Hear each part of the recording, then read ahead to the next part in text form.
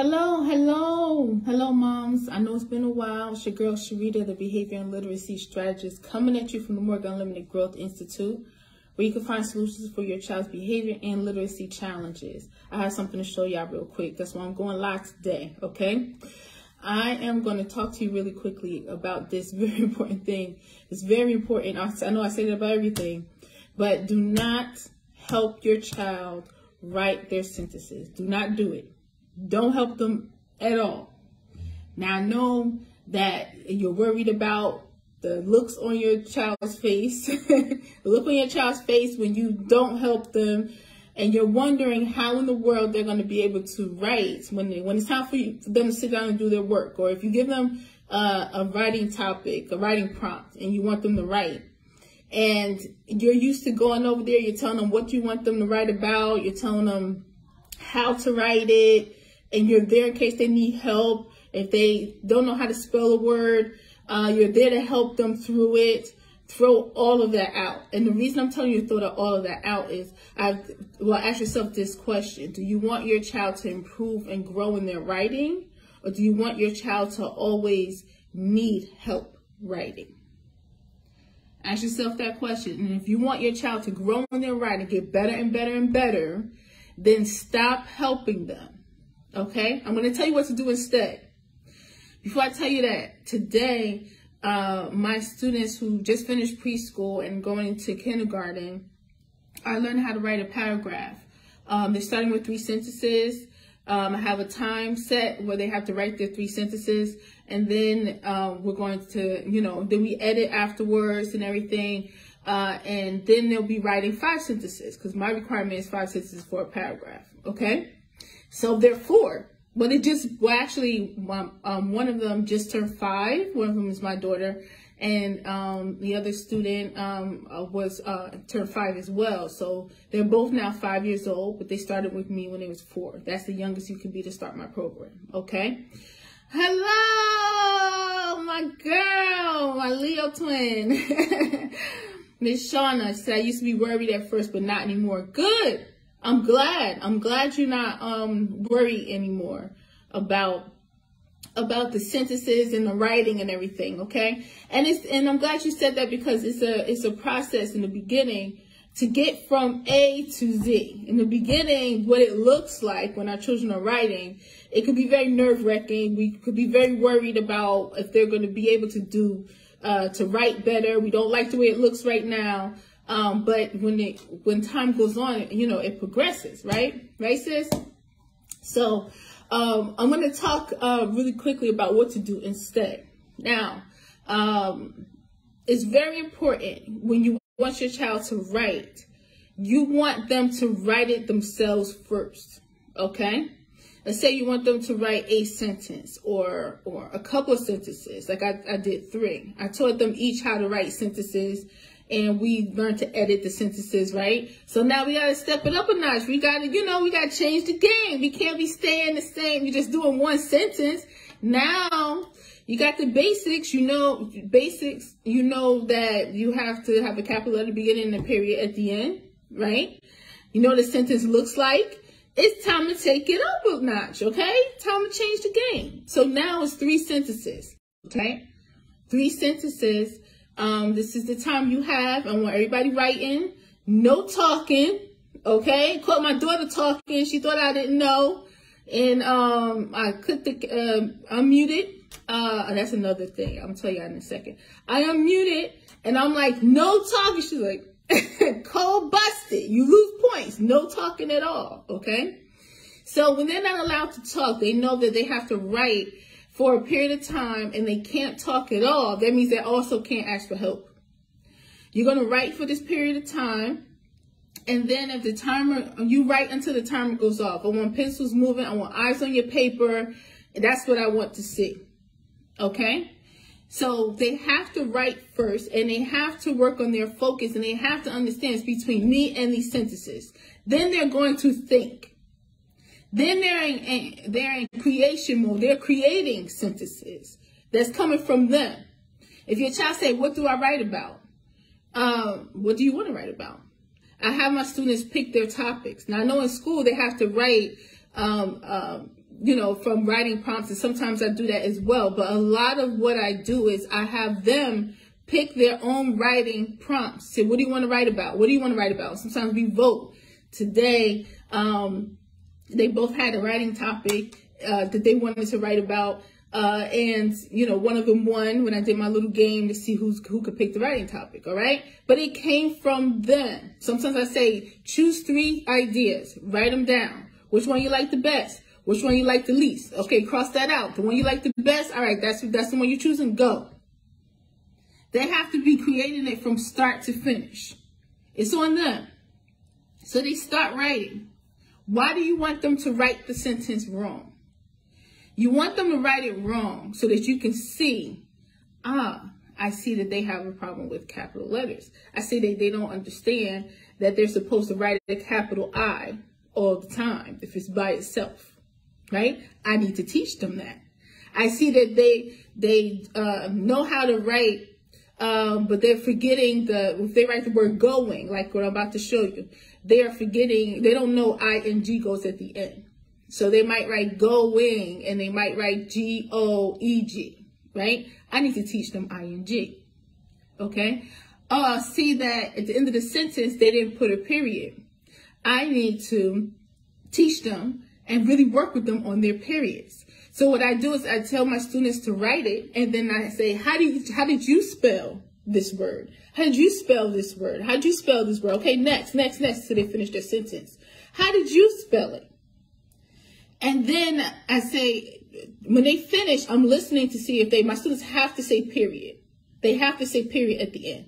If they say period at the end, okay, I know that, because I work virtually, I know that they know how to put a period at the end because they said it to me.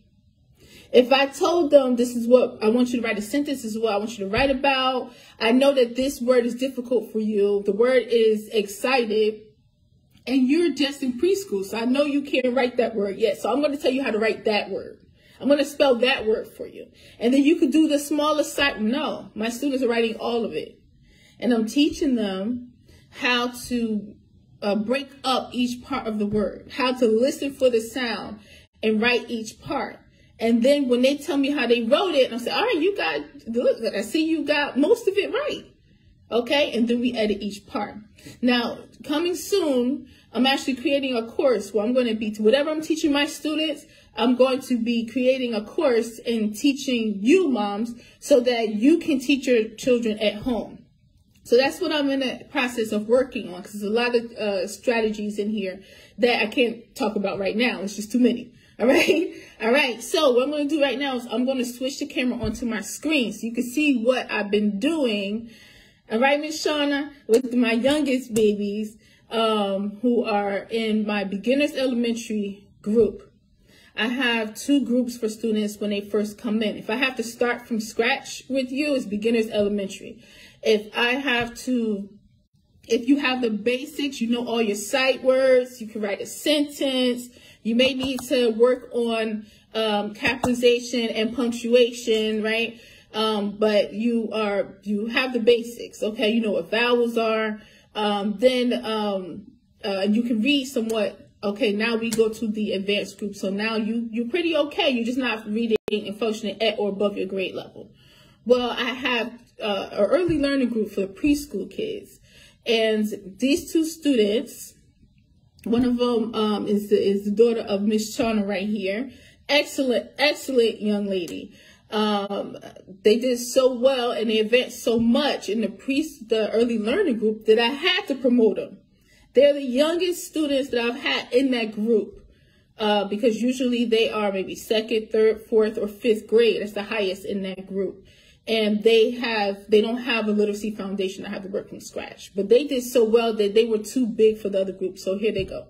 So I'm going to turn the camera around and show you. Okay. All right. So, these are sentences. And like I said, we come up with sentences during our conversations sometimes. If we start talking about a basketball game, we're like, oh, we're going to write a sentence about that, because I believe in students, what they're learning coming from them. I'm not teaching them so much. They are more than I'm teaching them. They are learning. And I'm teaching them at their challenge level. And it's coming from them. So we talked about pizza one time. And we were talking about how much we love pizza. And the phrase pizza monster came up. So we learned how to spell that. We talked about eating vegetables, how important that is. So that's a great word. Let's spell that. Okay. So this is what we do: sentence writing and editing. We're also, every time there's a new month, my students have to write the month out. There's no 7/7/2022. They have to write the month out. So that they had to spell that themselves.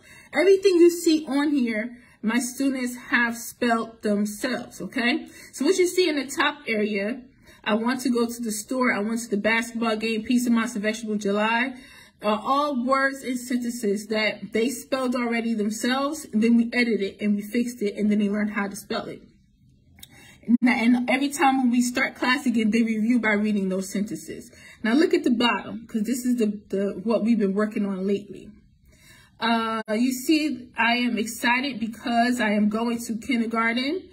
Those are words that they all had to spell, and we broke it up and we worked on the sentence so that they can spell it themselves. Now I want you to look at, when I eat, I clean up after myself. The top sentence has not been touched. That came directly from a student. When I look, I'm seeing, when they tell me how they spelled it, I'm seeing what they know and what they don't know. When I coach students, and when you coach your child at home, you are looking first, before you work with them or anything, you want to know what they know. You want to know how they learn. You want to know how they see it. After you learn that, then you can help them grow from that. So from the sentence, you can see the first sentence, when I eat, I clean up after myself. The first one, W-A-N. You know, the child has the W, the child has the N. But the child doesn't know W-H yet. So I understand that I have to teach that. The A-N and the E-N gets mixed up a lot when kids are spelling, right? So them understanding, and you see on the bottom, we edited that today. Okay, and I'll tell you how we edited it in a second. All right. You see also the I's. They didn't say capital I, uppercase I. I don't write uppercase, because after we write the sentence and we start editing and they find their mistakes, I want them to tell me that I needs to be an uppercase I. Each was spelled correctly. Look at clean. You see C-L-I-N. That could look like the word clean. That's what I'm looking for. I can hear clean in there, because sometimes I makes the E sound, and that's what they're learning as well. Okay, now they'll learn that a letter has to be removed from there, and two letters have to replace it. Okay, up was spelled correctly. After was spelled correctly. Look at myself. Myself. There's an S, there's an F, there's an L. They're just in the wrong place, and then they have the A instead of the E. I told you the A and the E gets mixed up a lot. Okay, so that's what you want. Let your child mess it up first, so that you can see, this is what my child knows. This is what my child doesn't know. This is what, okay, so we're going to practice this. We're going to practice the EL sound in myself. We're going to practice words that have EL. And we're going to continue to spell sentences. We're going to continue to read and keep coming across. And every time we come to EL, we're going to point it out. We're going to circle it. Remember, oh, there's another word that has the EL sound in it. One thing that I say, like for words that have AR in, they love it. When I say ARR, like a pirate, R, and they do it too. Okay? So we find different words. It's not just giving them a list of words and say, remember it, but they are reading and they are finding words that go along with what they've been learning. They get excited about it. Okay? So from myself, we can tell that they need to learn EL. And they need to when they learn EL and then the last sound is, then they'll be able to put that word together. So we haven't gotten, you see the second sentence, we haven't gotten to myself yet. But what we got to was the first letter of the first sentence always has to be a capital. They know this, but did I say it? No. I said there's something needs to happen in that word. What is it? They have to figure it out. Let your child figure it out. Now, for sometimes you're working with your child and they're like, I don't know it, and they're getting all upset and they want to give up. You have to understand that that's not their ability. That's their behavior. And you need to separate the two. You need to have a plan for when it's time for them to do their work. When they start acting up and whining and complaining and crying and sitting there refusing to do it, it's not that there's no way that they're going to learn this, because they will. It's that they are trying to get you to do it for them. Or they're trying to get you to believe that they just can't do it at all and make it easier for them. Or just have them not do it at all. So don't give up when they do that. Have a plan in place for that and keep going. Okay? So they have to figure it out. I don't spell anything for them. I don't tell them what's wrong in the sentence. I tell them to find it. One of my students said, where's the letter that you want me to find? I said, that's where you're going to tell me. Look at the sentence. Look at each word. Which one of those words you think are not is not spelled correctly? Pick one. And if they pick one that's already spelled correctly, I say, good job. Nope, you did that one good. Go again. Keep going. Keep going. Nope, that one's right. Good job. Pat yourself on the back. You spelled that right. Keep going. What's the next one? What's next? Ding, ding, ding. You got it. You're correct. Very good. That is not spelled right now. Now we have to edit it. There's a couple of things that I do to edit, to teach them how to edit the word. Now, if you see there, I have student number 1 and student number 2. If you have more than one child, honey, this is great to do. To have them, and they both need to work on spelling and stuff, have them earn points every time they find a mistake, every time they know how to fix the mistake, every time they pick a correct letter, they earn points. And then take turns. So I do that every single time. And they get excited because they want to get another point on the board. And guess what? It helps them to focus in on the word. Really focus and really slow down and pay attention to detail. That's one of the goals that is very common in my program that I give students. Slow down and pay attention to detail. So they have to be more patient. They have to look at each letter. They have to focus. And you see them leaning in and focusing in. You see them blocking everything out so that they can figure out what's missing or what needs to change so they can get that extra point. All right?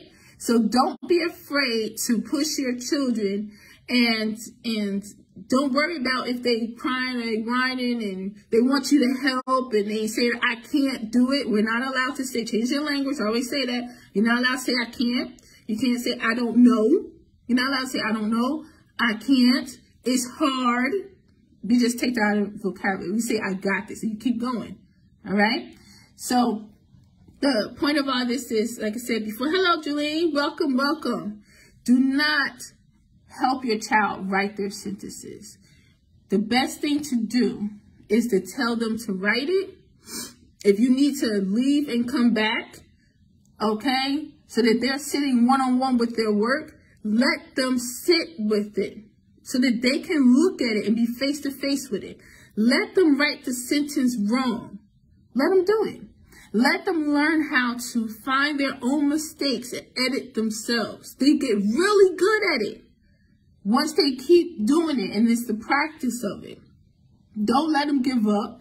Don't let them go the easy route. Don't do it for them. Don't spell anything for them. Let them figure it out, and you can coach them on what exactly they need to learn so that they can spell better next time once you see how they are spelling right now.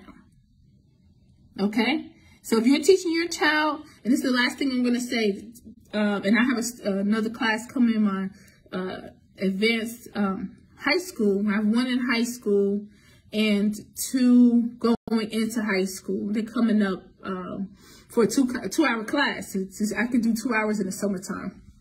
They'd be tired by the time they finish with me, let me tell you. I work my students, I really do. I joke with them, I say, so what do you think? I was totally joking. I don't have even the time in my schedule to even do this. I said, what do you think about me calling everybody's mom and doing an 8-hour class? Like, you go to school for 8 hours. What do you think about us having an 8-hour class? They was like, no, that's all right, Miss Sharita, this is enough. We tired with 2 hours. That is enough, okay? So, yeah, I really do work my students. I do work them. Okay, so to sum everything up, like I was saying before, make sure that they write the sentence themselves. Make sure that you don't help them. And after you find out what they need to learn, what they're missing, make sure that you go ahead and coach them and teach them, okay? As I said before, I'm in the process of creating an online course where you can go. So if you want to be on a wait list for that, definitely let me know. I also still have spots in my summer program, okay, for, well, to teach. It's summer, but I'm still teaching into the fall, okay? And you can send me a direct message or go to growthinstitute.mykajabi.com. It's GROWTH Institute.mykajabi.com. You see, I forgot about the last thing that I wanted to say, so I'm going to put it in the comment section when I remember, okay? Or the description, all right?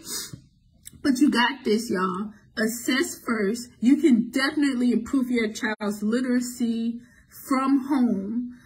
As long as you know the process, you can get past the resistance, the behavior, them not wanting to do it, them trying to fight you. That's why we do both here. We improve our children's behavior and literacy right from home.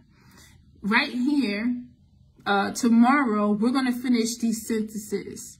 Okay, editing this last sentence. When I eat, I clean up after myself. When I eat, I clean up after myself.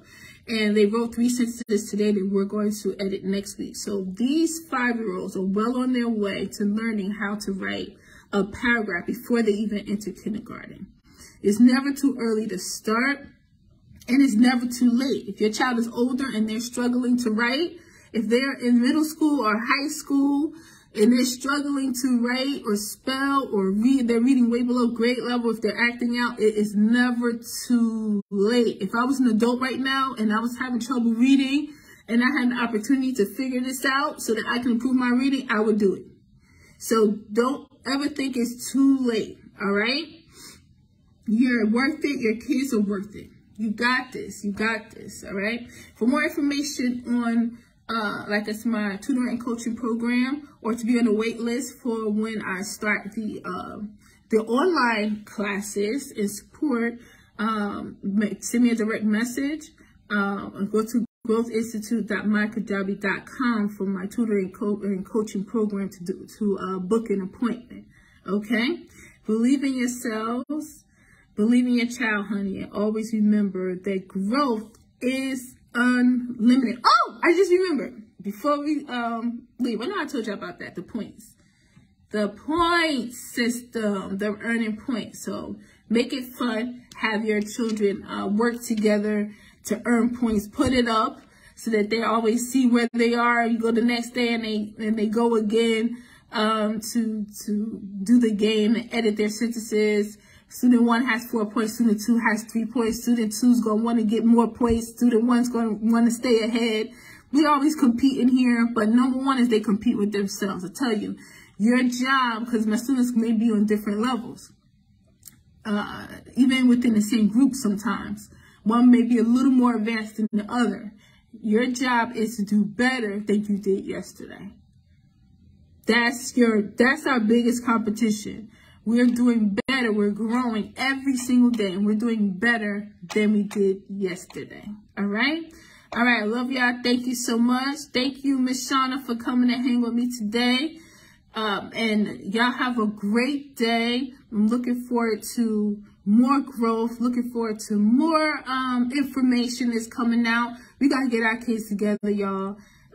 Forget the pandemic and everything that they lost during the pandemic, and they going into the new school year. We're going to have them go into the new school year ready to do big things and change the game, all right? All right, y'all. Peace.